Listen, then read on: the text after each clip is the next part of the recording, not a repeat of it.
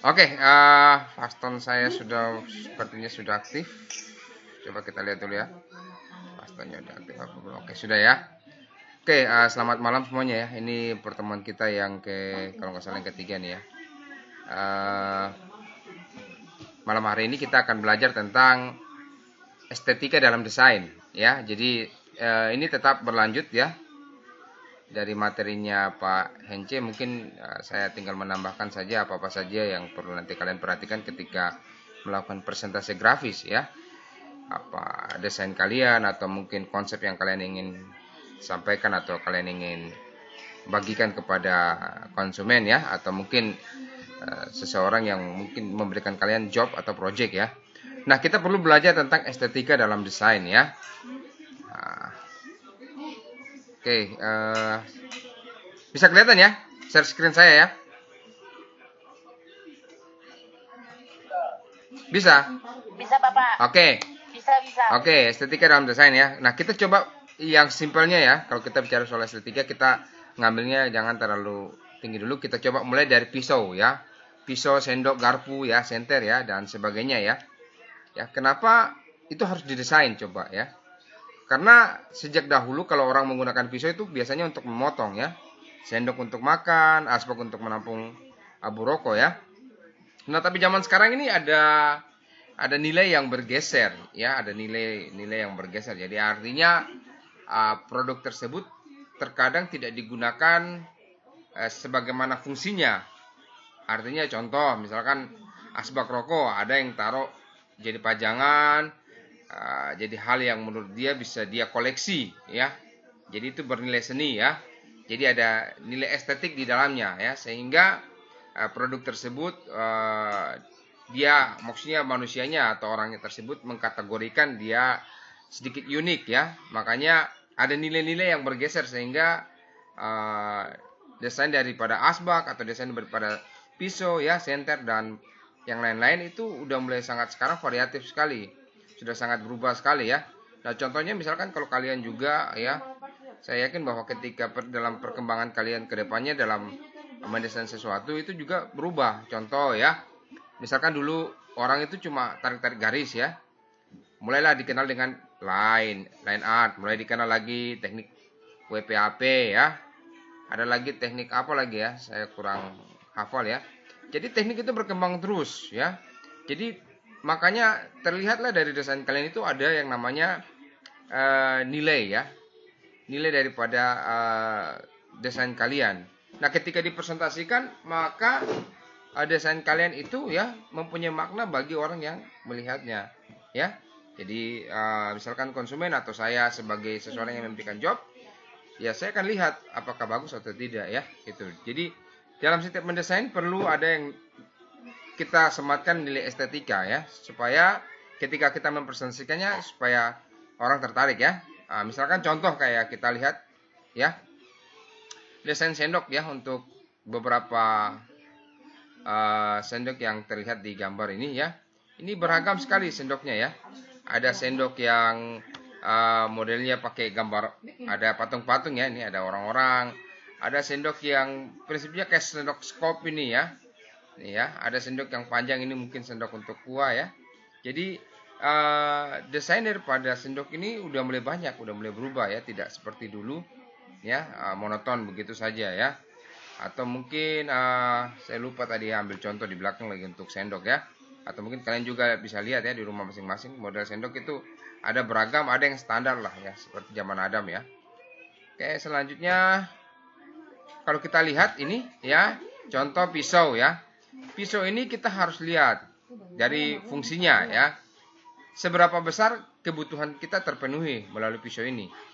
Misalnya saya mau potong daging ya, potong apa ya, potong tulang, potong sayur ya. Ini fungsinya ya. Lalu kalau kita lihat lagi ke objeknya ya, seberapa andal pisau ini. Jadi pisau ini kan beragam. Jadi seberapa andal dia bisa memotong, seberapa tajam dia ya. Ya, lalu kita melihat dari telisik dari ekonomi ya, faktor ekonomi ya, seberapa besar harus dihargai ya. Jadi pisau ini harganya berapa kira-kira ya. Nah, lalu kalau kita lihat dari perilaku, seberapa cocok dia dengan penggunanya. Artinya kalau kita bawa ke ranah yang bersifat desain grafis atau basisnya grafis, ya. Nah, di sini kita bisa lihat, ya, seberapa kalian mendesain suatu produk atau mendesain suatu hal yang ingin kalian sampaikan kepada masyarakat, itu fungsinya seberapa besar itu memenuhi kebutuhan, ya, dari masyarakat tersebut. Apakah sudah pas atau tidak, ya. Lalu ketika desain itu kalian buat, kalian presentasikan, ya, seberapa besar, ya, di faktor ekonomi, seberapa besar harus dihargai, ya. Jadi kita harus sudah tahu, ya, apa yang kita perbuat, apa yang kita buat ketika kita presentasikan hasil grafis kita. Nah, di situ kita bisa tahu, ya. Nah, lalu kalau kita lihat juga, ya, mungkin ada beberapa orang yang contoh, ya, namanya manusia itu kan kalau menilai suatu produk itu atau desain grafis atau mungkin karya orang itu kan berbeda-beda, tidak semua sama, ya. Kita tidak bisa membuat standar baku kepada orang tersebut, ya. Kenapa? Karena ya tadi semua orang punya masing-masing penilaian, ya. Seperti gitu. Contoh kayak pemain bola lagi main bola di lapangan, si A lagi komentar, si B komentar sana, si C komentar, beda-beda, ya. Padahal mereka bukan pemain, ya. Tapi itu kita tidak bisa salahkan. Kenapa? Karena mereka sebagai penikmat, ya. Kita tidak bisa menyalahkan seseorang yang basisnya penikmat. Dia mau bilang jelek, dia mau bilang bagus, terserah dia, karena dia penikmat. Kita yang kerja setengah mati mungkin terasa tersakiti, tapi tidak bisa karena memang prinsipnya bahwa dia penikmat. Dia menikmati sesuai dengan perilaku, seberapa cocoknya dia dengan produk yang kita sampaikan, atau mungkin ya tadi desain grafis yang kita presentasikan kepada dia, ya. Mungkin sesama teman kalian ketika kalian buat desain begini-begini dipresentasikan kepada teman kalian, ya, teman kalian menilai, mengkritik, mungkin tidak sesuai, ya, bisa jadi, ya.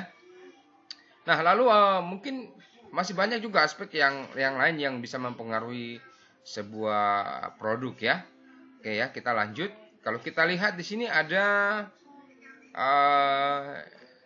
nilai-nilai yang senantiasa bergeser. Ada nilai yang basisnya nilai teknologi, sains ini, ya. Ini berubah perilakunya, ya. Jadi kalau perilaku masyarakat ini, ya, setiap kondisi yang berbeda mungkin nilai-nilai yang berlaku juga berbeda. Artinya apa? Nilai dari teknologi sains dan teknologi seni ini selalu naik, ya, meningkat terus, ya. Cuma perilaku masyarakat ini terkadang yang tadi saya sampaikan, melihat seperti biasa. Kalau kita perhatikan juga contoh misalkan hasil karya seseorang yang basisnya misalkan katakanlah contoh dia melihat bahwa lukisan Rembrandt, ya. Apalagi kalau saya melihat lukisan Rembrandt ya biasa-biasa saja, tapi kalau kolektor mah lihat, wih, lukisan Rembrandt bagus. Artinya apa? Dia bisa menghargai itu lebih mahal lagi, ya. Nah, itu yang tadi saya sampaikan, perilaku masyarakat itu standar-standar aja, nggak terlalu ini. Tapi kalau perilaku yang basisnya teknologi, sains itu seni selalu meningkat. Jadi selalu bergeser meningkat, ya, tidak bisa stuck di situ saja. Karena perkembangan zaman itu jadi langka, bisa jadi, ya. Contoh kayak teknologi, motor tua terkadang bisa jadi harganya mahal. Nah, sama juga dengan karya kita. Ketika karya yang kita buat itu punya nilai estetika yang tinggi, ya, itu pun juga bisa dihargai. Mungkin saat ini belum dilirik orang, tapi suatu saat pasti bisa dilirik orang, ya. Nah, lalu kita lihat lagi, ya, dalam dunia estetika desain, ya. Saya coba mengambil compare atau membuat contoh yang paling simpel, ya. Ketika seseorang melihat suatu atau seseorang wanita itu dilihat estetikanya cantik dari mana, ya. Jadi banyak, beragam. Ada contoh kalau kita perhatikan ini, ya, minta maaf, ini ada dari suku mana tuh, ya, yang leher panjang itu, ya, pakai kayak gini, ya. Di suku mereka lihat bahwa estetika cantik itu seperti gini. Untuk kita yang normal mungkin agak sedikit aneh, mungkin, ya. Itu yang tadi saya sampaikan. Jadi kita tidak bisa, kita lihat kembali ke perilaku, ya, seberapa cocok kita melihat itu, ya. Nih, ya. Dari Dayak, Bapak. Dari Dayak ini. Yang leher panjang tuh Bapak. Iyo, Suku Dayak tuh Bapak. suku Dayak. Oh, ya itulah. Jadi di suku itu mungkin melihat bahwa itu estetika itu cantik. Jadi saya mah merasa aneh, jujur, minta maaf ya, saya merasa aneh. Atau mungkin misalkan Anda tahu nih, ada yang melihat apa estetika perempuan cantik itu kalau gelundung gitu ya, rambut besar-besar ya. Ada yang lihat kayak gitu. Mungkin menurut saya merasa aneh. Ya, kok kenapa benjol-benjol gitu ya? Gitu. Ada ya. Jadi memang sedikit beda. Jadi kita melihat suatu karya ya, estetika dari karya orang itu bisa beda-beda. Kita tidak bisa menyalahkan orang karena kita penikmat ya. Gitu. Ada juga yang melihat ketika wanita itu bersifat punk atau mungkin rock gitu, wah itu keren, bagus. Bisa juga. Kita tidak bisa menyalahkan itu. Ada juga yang mungkin seperti Bak Tuan Putri ya.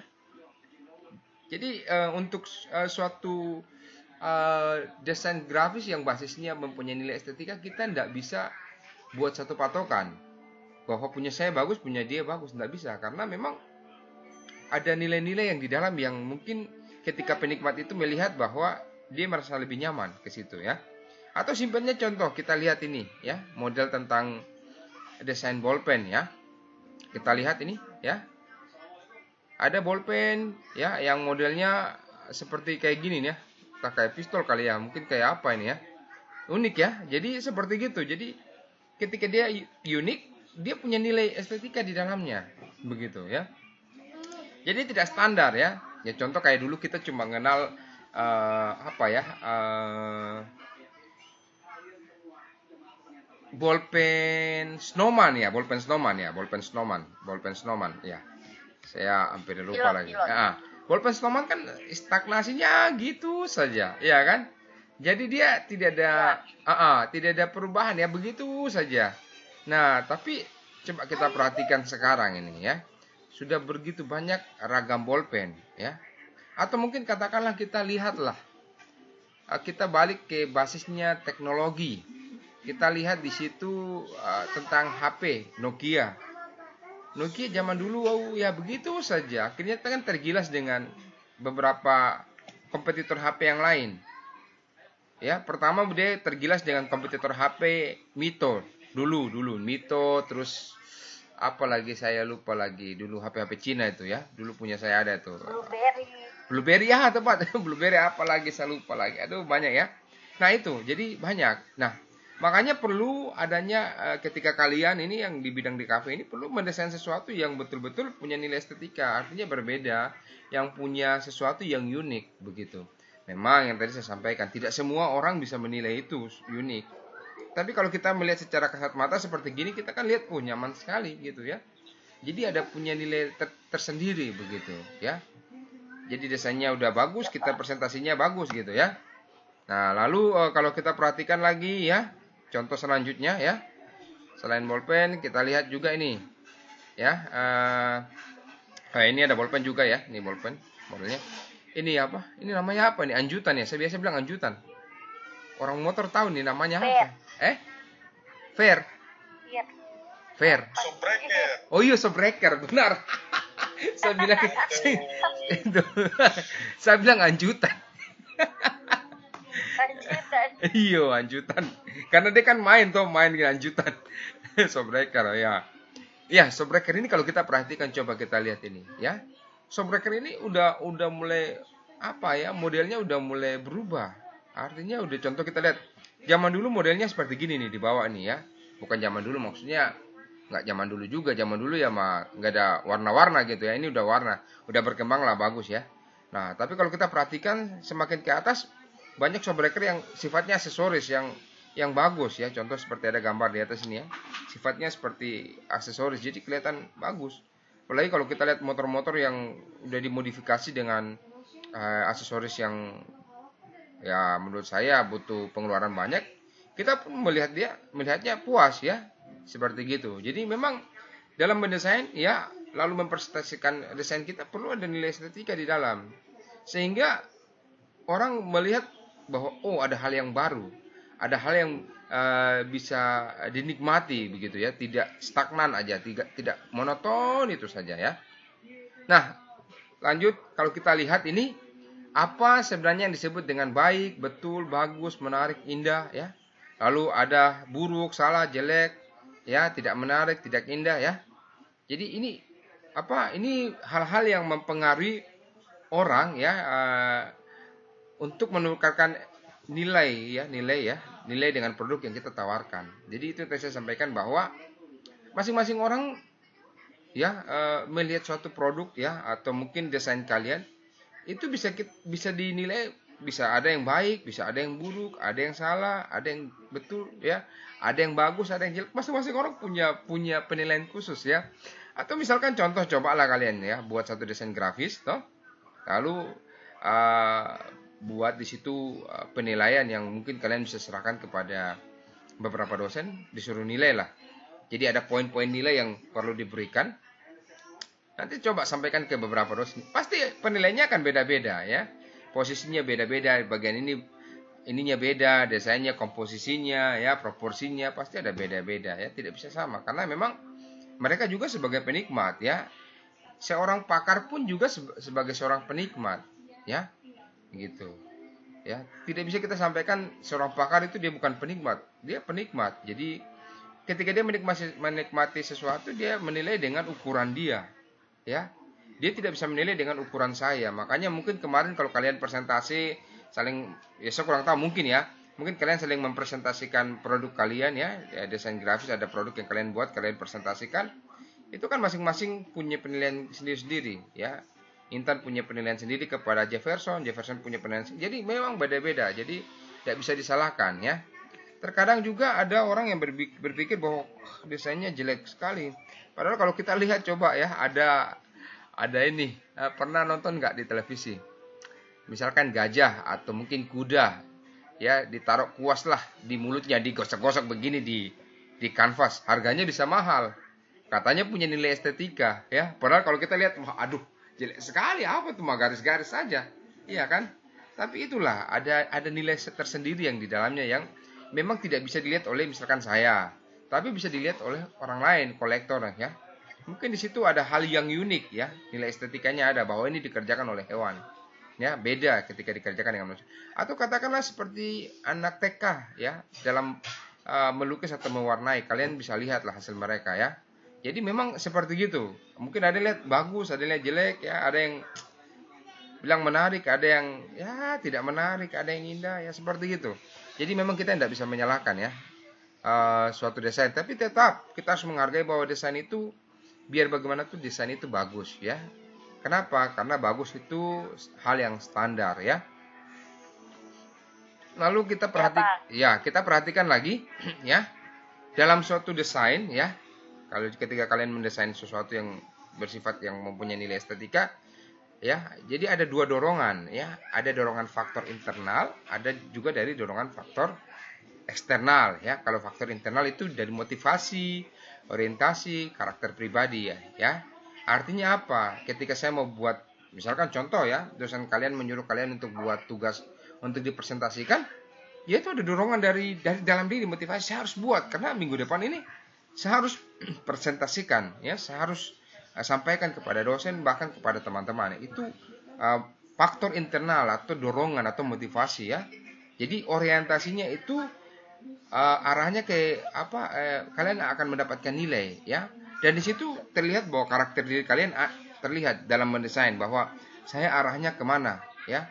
Saya mungkin arahnya ke karikatur kah, atau saya arahnya tarikan garisnya mungkin ada sedikit apa gitu ya. Nah di situ ya. Lalu faktor eksternal itu dari lingkungan, budaya, sosial, ekonomi, agama ya. Ya simpelnya lah kita bicara dari lingkungan. Kalau kalian perhatikan ya, apalagi kalian di dalam ruangan situ ya, di ruang de cafe itu kan lingkungan kalian itu kan harusnya basisnya desain. Kalau bisa tiap hari ketemu duduk, kau desain apa? Seperti gitu ya. Oh saya di sini, bagaimana caranya? Begini-begini ya. Itu mempengaruhi kalian sehingga ilmu kalian terus bertambah gitu. Ya, ilmu kalian terus bertambah, terus pengetahuan kalian terus berkembang ya. Faktor internal ini eksternal ini yang sangat mendukung sekali. Kenapa? Karena ketika faktor internal motivasi kita tidak ada, ya, kita bermain dengan teman kita, ya, lingkungan ini akan mempengaruhi sehingga kita termotivasi, ya. Makanya sayang sekali kalau saya perhatikan ya beberapa teman kalian misalkan kalau datang cuma duduk cerita-cerita di ruangan itu, ruang DKV itu ya. Sayang sekali kalau ini ya. Kalau bisa melakukan proyek-proyek yang lain ya, terus memberdayakan diri. Terus apalagi sekarang ini internet di ruangan kalian ini kan lancar ini kan. Coba tawarkan diri untuk untuk membuat produk ya, tawarkan jasa untuk membuat produk gitu ya. Kenapa? Karena ketika kita menawarkan jasa kita, di situ kita mulai berkembang. Kenapa? Ada banyak problem yang akan kita hadapi. Itu yang akan membuat kita lebih paham dan mengerti teknik apa yang harus saya buat ya. Apa yang harus saya kerjakan ketika ini bermasalah ya. Itu yang disebut dengan studi kasus ya. Jadi sambil bekerja, kalian sudah punya kasus-kasus tersendiri ya. Nah, ini yang perlu kalian perhatikan ya. Lalu ya, yang kita perlu perhatikan adalah dari faktor internal dan faktor eksternal ini ya, kita perlu melihat adanya nilai, sikap, perilaku dan tindakan ya. Kenapa? Karena ketika kita membuat suatu karya desain, di situ harus tercakup ada nilai ya. Lalu di situ juga tercakup ada sikap. Artinya apa? Hal yang kita sampaikan kepada masyarakat itu bermanfaat. Artinya bukan sifatnya memprovokasi ya. Lalu situ juga bisa terlihat bahwa perilaku kita memang dalam mendesain ada norma-norma tertentu yang kita bisa sebarkan kepada masyarakat ya. Nah, tindakan kita ini basisnya artinya memang kita benar-benar sudah paham bahwa ketika kita mendesain sesuatu ya, kita udah mulai paham apa yang perlu kita lakukan ya. Itulah faktor internal dan eksternal yang akan mendukung kalian dalam membuat suatu desain ya. Dan saya harapkan ini bisa terus memacu kalian ya. Apalagi faktor eksternal ini ya di lingkungan kalian ya. Dan saya harapkan yang ini saling berbagi ya ilmunya sehingga tertular ya. Kemampuan itu bisa setara, seimbang ya, dan saling mendukung ya. Lalu kalau kita lihat lagi ya, kita ingin seperti apa ya? Ya, apakah kita ingin terlihat kita punya desain terlihat lebih mewah atau mungkin di bawahnya ya yang speaker-speaker ya? Atau mungkin kita lebih menyukai ke arah mana ya? Apakah arah yang lebih simpel sederhana ya? Atau mungkin ke arah yang lebih apa ya? Orang bilang berjiwa seni. Ya, seperti gitu ya. Nah, kalau kita lihat juga ya, misalkan contoh seorang wanita, dia ingin terlihat seperti gimana ya untuk penampilannya. Jadi ini keterkaitannya dengan penampilan atau karya yang akan kalian buat. Ya, apakah karya yang kalian akan buat apakah mungkin high heel-nya model begini atau seperti yang di samping ya? Nah, untuk lebih jelasnya seperti gini nih, ya. Kalian lebih suka yang mana ya? Desainnya yang seperti gimana ya? Nah, ini kembali ke kalian. Jadi, ini bisa memacu kalian untuk melihat bahwa ketika saya membuat karya, nilai estetikanya di mana, ya? Apakah mungkin nilai estetika saya arahnya basisnya seperti mungkin yang ada di bagian atas atau mungkin yang ada di bagian bawah sini. Itu kembali ke kalian ya. Lalu kalau kita perhatikan bahwa estetika ini ya, ini pertama kali dipopulerkan oleh Alexander Gottlieb ya, Baumgarten ya. Ini 1714 ya sampai 1762. Ini waktu itu saya belum lahir. Kebetulan ada yang kasih tahu saya, Pace ini dia punya nama ya. Ya, internet yang kasih tahu saya, Pace Gottlieb ini ya. Ini adalah cabang dari filsafat ya, yang menitik beratkan perhatian pada analisis konsep. Ya, jadi ketika kita mempresentasikan produk kita ya, produk desain grafis kita, ada konsep di dalamnya ya. Lalu ada solusi permasalahan yang muncul pada diri seseorang ya.